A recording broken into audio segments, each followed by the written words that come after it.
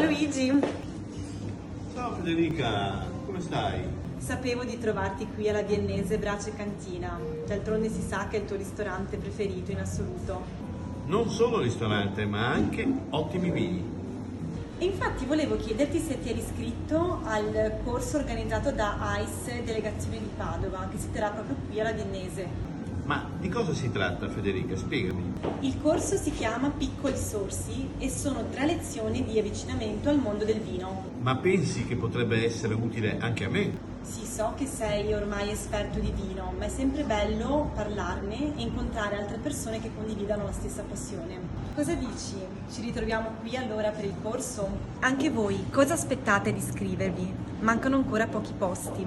Ma Federica, ci stiamo dimenticando di qualcuno?